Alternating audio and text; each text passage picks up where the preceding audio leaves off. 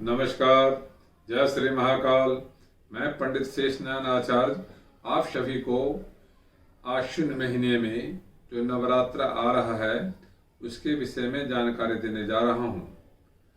आश्विन के महीने में जो नवरात्र है वो भारत वर्ष में प्रमुखता रूप से सारे भारत में मनाई जाती है। साथ ही जो नवरात्रा भारत जैसे देश में 4 बार मनाई जाती है। दो प्रमुख रूप से मनाई जाती है, 2 गुप्त रूप से मनाई जाती है। जो प्रमुख रूप से मनाई जाती हैं और आश्विन के महीने में होते हैं और चैत के महीने में होते हैं। जो गुप्त रूप से मनाई जाती है वो माघ के महीने में होते हैं और आषाढ़ के महीने में होते हैं। और देवी भागवत महापुराण ऐसा कहता है जो कि सबसे प्रमुख जो नवरात्रा है इसमें तीनों शक्ति की एक साथ पूजा कर सकते हैं, आराधना कर सकते हैं, हर वस्तु को प्राप्त कर सकते हैं, वो आश्विन के महीने में पाया जाता है। तो इसका प्रमुख कारण क्या है? जो जैसे ही देवी की शक्ति की प्राप्ति होती है उसके बाद लक्ष्मी की आराधना लोग शुरू कर देते हैं, लक्ष्मी की प्राप्ति की तरफ चल पड़ते हैं। इसलिए इस नवरात्रे के प्रमुख रूप से महत्व है। इस नवरात्रों में जब पूजन शुरुआत होती है या पूजन की विधान किया जाता है तो आश्विन के महीने में अक्टूबर के 17 अक्टूबर से लेकर के 25 अक्टूबर तक इस साल में नवरात्रा हो रहा है। इस नवरात्रे में जो देवी देवलोक से मृत्यु भुवन में आती हैं वो अश्व यानी घोड़ा पे आती हैं और जब यहाँ से प्रस्थान करती हैं तो भैंस पे प्रस्थान करती है। इस विषय में भी मैं आगे आपको अच्छा जानकारी दूंगा जिससे क्या लाभ और क्या हानि होती है। अब मैं आपको चर्चा करता हूं जो इसका जो महात्म है, जो दुर्गा पूजा का महात्म है, आश्विन महीने में जो दुर्गा पूजा तो उसका क्या महात्म है और किस तरह से इस महात्म को हम पूरा लाभ उठा सकते हैं। देवी भागवत महापुराण में इसका चर्चा आया है जो 3 युगों से इसकी प्रधानता बढ़ती चली गई है।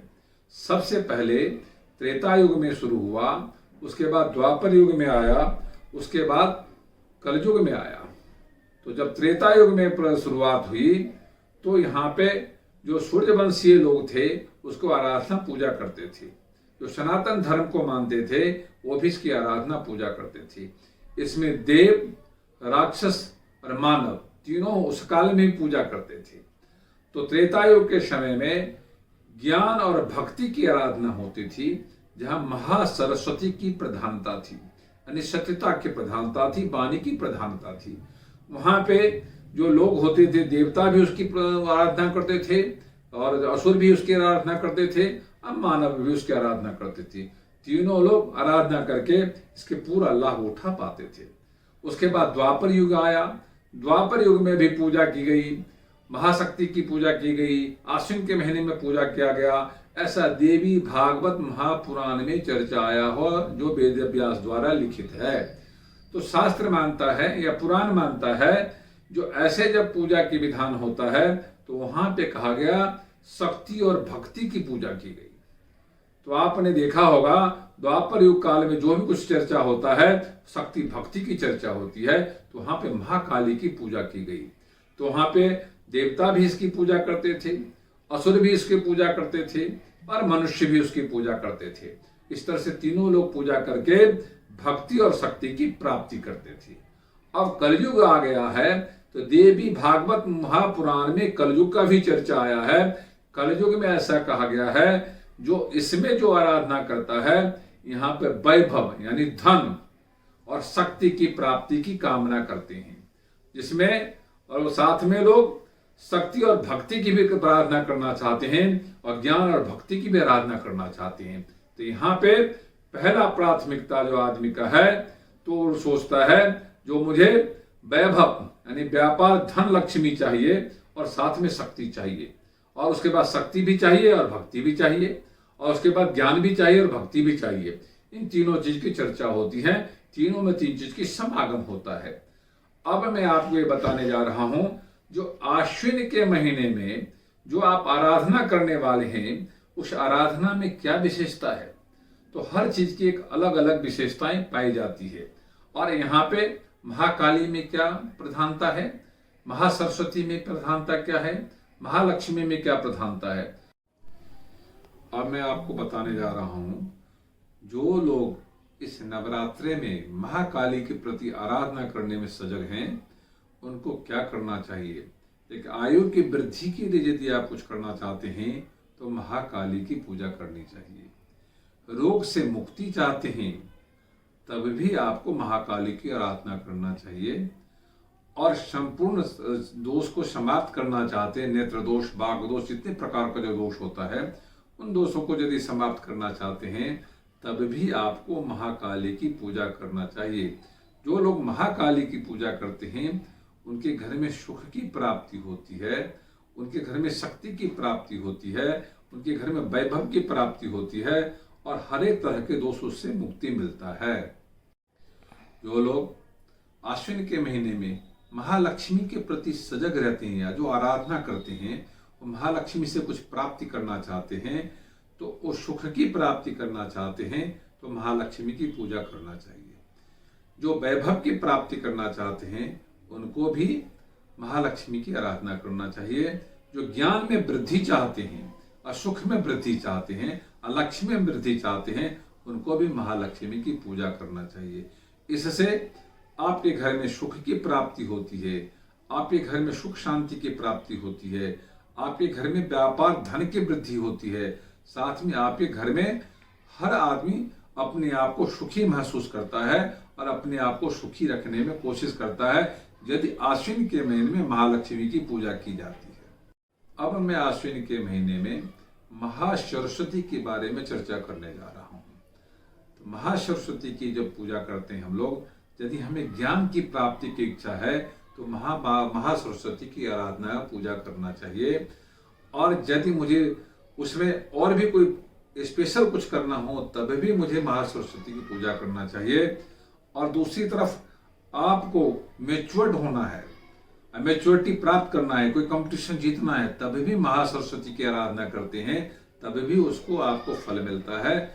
और साथ ही आपको किसी वस्तु को वृद्धि करना हो, यानी ज्ञान को वृद्धि करना हो, फेम को वृद्धि करना हो, बौद्धिक तौर पे अपने आप को आगे ले जाना हो, स्थिरता लाना हो, यदि आप महासरस्वती की पूजा करते हैं आश्विन के महीने में तो आपको संपूर्ण फल की प्राप्ति होती है। जो लोग महासरस्वती की पूजा करते हैं उनके घर में ज्ञान की वर्षा होता है। जो लोग महासरस्वती की इस टाइम आराधना करते हैं उनके घर में स्थिरता की बहुत बड़ा फल उगता है, फूल दिखाई देता है, जिससे आपको सुख समृद्धि शांति की मन में विश्वसनीयता पैदा होता है। साथ ही आपके घर में कई प्रकार का वृद्धि का सूचक माना जाता है, जैसे फेम की वृद्धि होगा, फाइनेंस की वृद्धि होगा, ज्ञान का वृद्धि होगा, आपके बच्चे उनके भी ज्ञान की वृद्धि होगी। क्योंकि ये जो महामारी आ रही है, इस महामारी की वजह से जो आदमी यहाँ व्यथित है, जिसका बुद्धि काम नहीं कर रहा है, यदि वो महासरस्वती की पूजा करता है तो उसकी बुद्धि काम करने लगता है। इस महामारी की वजह से जो लोग परेशान हैं, आश्विन के महीने के नवरात्रे में जो महालक्ष्मी की पूजा करते हैं ध्यान से, उनको जो धन में या अपने विल पावर में जो कमी आ रही है निवेश करने में, उसमें भी उनको सहायता प्राप्त कर सकता है। कहीं निवेश करना है, कहीं कोई पावरफुल डिसीजन लेना है, उसमें भी आपको आराम से बहुत बड़ा फल दे सकता है यदि आप महालक्ष्मी की आराधना करते हैं। यदि आप महाकाली की आराधना करते हैं, अब महाकाली से तो आप इस समय जो रोग है, रोग नाम का भय है, वो आपके आजू बाजू में दिखाई नहीं देगा, उससे आप मुक्त हो जाएंगे। साथ ही आपके घर में जो अनेक प्रकार का दोष महसूस होता है, उस दोष से भी आप मुक्त हो जाएंगे। अनेक प्रकार का भय है, भय से भी मुक्त हो जाएंगे और हर वस्तु पे आपको आराम से कंट्रोल किया जा सकता है। इस तरह से आश्विन के महीने में इन तीन देवियों का जो हम पूजा आराधना करते हैं तो मन में जो एक विश्वास पैदा होता है, जो परिवार में एक विश्वास पैदा होता है, भक्ति के प्रति जो एक लगाव होता है, इस 9 दिन के अंदर में यदि आप मन में एक संकल्प बना लेते हैं, मन में एक सोच बना लेते हैं, मन में एक विचारधाराएं उत्पन्न कर लेते हैं, तो किसी प्रकार का जो दोष है उस दोष पे आराम से आप कंट्रोल कर सकते हैं। क्योंकि ये ऐसा आराधना दिवस है, ये ऐसा एक तिथि होता है, ऐसा एक समय होता है, ऐसा इस समय का महत्व होता है जिसमें आप 5 नाम का जो दोष है उसको समाप्त कर सकते हैं, वर्तमान नाम का शक्ति है उसको प्राप्त कर सकते हैं, अब भविष्य नाम का जो एक बहुत बड़ा धरोहर है उसको आराम से अपनी तरफ आगे कर सकते हैं। जो लोग अपने आप को पाश नाम से भय, भूत नाम के भय से भयभीत हैं, वो महाकाली का आराधना करके भूत नाम के भय से मुक्त हो जाते हैं। वर्तमान में जो महासरस्वती का आराधना करते हैं वो बौद्धिक तौर पे कंफ्यूज हैं, वो भी अपने आप को सुदृढ़ पाते हैं। अब भविष्य में जो महालक्ष्मी को प्राप्त करना चाहते हैं, उस पर अधिकार करना चाहते हैं, वो भी आराम से अधिकार कर सकते हैं। जो लोग ऐसा विचार करते हैं जो कि इस टाइम जो महालक्ष्मी महाकाली महासरस्वती के समय आराधना दिवस जब आएगा, आश्विन के महीने आएंगे, आश्विन के महीने जब नवरात्रा होगा, तो मैं मंत्र का, तंत्र का और अपने सुख का, वैभव का हर वस्तु की प्राप्ति करने की योजना बनाऊंगा। तो ये आपके लिए महत्वदायी समय है। इसमें यदि अपने आप को समय निकाल करके पूजन, आराधना, व्रत, दान और अपने आप को हर वस्तु में 7 जो वस्तुएं हैं, उन 7 वस्तुओं में यदि अपने आप को परिपूर्ण पाते हैं तो आपको इस महत्व का, इसके संपूर्ण लाभ लेने से कोई रोक नहीं सकता। और इसमें आपको सुख, समृद्धि, शांति, इस तीनों चीज की प्राप्ति होगी। 4 प्रकार का जो संसार में सुख है, तो चारों चीज का प्राप्ति होने में कोई आदमी रोक नहीं सकता। आप भी सुखी हो सकते हैं, आप अपने परिवार को सुखी कर सकते हैं, अपने समाज को सुखी कर सकते हैं, अपने देश में सुख की वातावरण फैला सकते हैं। ये भक्तिमय वातावरण में आप यदि देवी की कुछ भी मंत्र की आराधना करते हैं, कुछ भी तंत्र की आराधना करते हैं, कुछ भी मंत्र संकल्प करते हैं, कुछ भी दान करते हैं, कुछ भी ज्ञान सुनते हैं, सुनाते हैं,